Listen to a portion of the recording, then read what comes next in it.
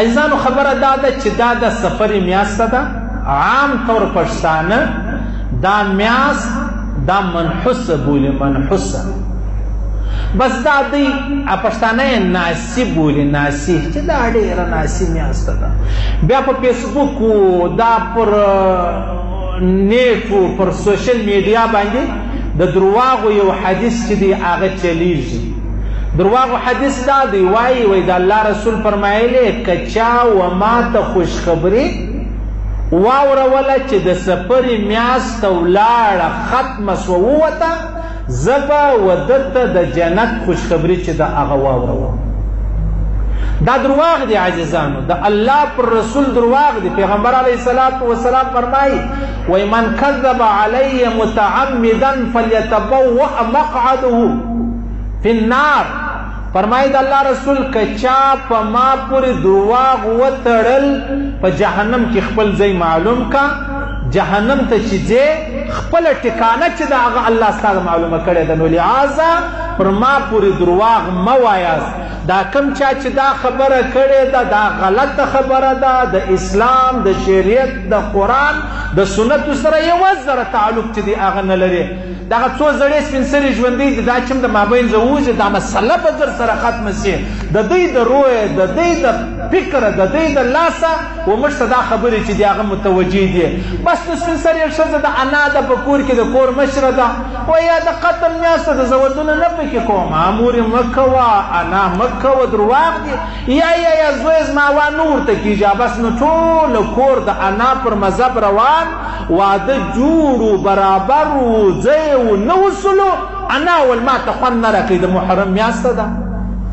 بیا چې کله مطلب د سفرې میاشته راننوځي، وایه زویه ما ته خوند نه راکوي. موږ ته پلرو نیکهګانو دا خبره کړې وه، دا منحوسه ده، دا ناسد ده، دا پر سړي باندې مطلب د وخت نه. زه واده نه کوم، زما زوی ته واده مور کوئ، زما لمسید کې کوئ، زه نه درځم واده لره. اوس نو انا ده یا مور د سپین سرې ده، څنګه خوا به دې کوې. نو لہذا زامن هم د دې په مذهب سي. بس دغه میاشته نو چې بیا کله پرې مسلمانانو راله، دا منحوسه ده، دا ناسد ده، دا بدبخته ده، دا بختوره نه ده. دا خبرې زموږ کور لر رالې. او بیا چې دا نور خلک دغه دا مصنوعي صوفیان نه دي، مصنوعي دا معنا چې دا د خدای او د رسول سره یوه ذره تعلق نشته. بس خبرې په نیټو په میډیا ولیدله، دیم پر مخ شیرهیې وایي ګوره د الله رسول دا فرمایي، الله رسول دا خبره نه ده کړې. العیاذ بالله دا درواغ دی، دا بهتان دی، دا کذب دی، دا یو لویه پروپیګنډه ده د الله په رسول پسې. زه په ځان پسې پروپیګنډه نه قبلوم، ته په ځان پسې پروپیګنډه چې د هغه نه قبلې. نو د الله په رسول پسې سړی دونه لویه خبره وتړي او د الله رسول کړې نه وي. د داسې چا دپاره د الله رسول فرمایي ته به چې فلیتبوأ مقعده من النار. داسې سړی دی په جهنم کې ځان دپاره ځای معلوم کړي، ټکانه چې د هغه معلومه کړي. خیر دا خبره ختمه شوه عزیزانو. هېڅ یوه ذره و څو ورځې بعد خو نو بیا سروري چهارشنبه هم نه ده، د سفرې د میاشتې اخرنۍ سروري چهارشنبه یې دی بول. په سروري خو زما ولاکه در اوس سر خلاصېږي او بیا په دا چهارشنبه باندې پیغمبر اسلام پر سر درد شو. بس بیا د هغه ناجوړي کې وفات شو. بیا طالبان دي، ملایان دي، حافظان دي، ورو په اوبو کې څاڅون نه کاغذان دي، تاله در وړي، بل لر وړي، کور لره، دکان لره، څه شته ده. سلام قول من رب رحیم. بابا یا د طالبوي په شپو کې موږ دغه دندې ډېرې کولې. وچه کلکه مفلسي وه د خدای په نامه که یا سروري چهارشنبه وله یا د سفرې چهارشنبه وله، وچ کلک په سخن سخن.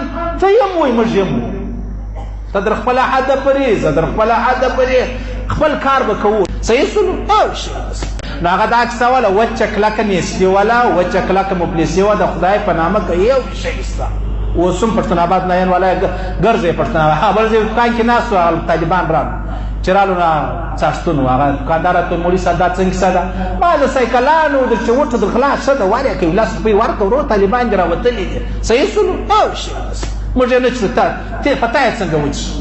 خو موږ به خپله ګرځولې، موږ نه څښلې. موږ خو معلومه وه چې دا ګپه ده.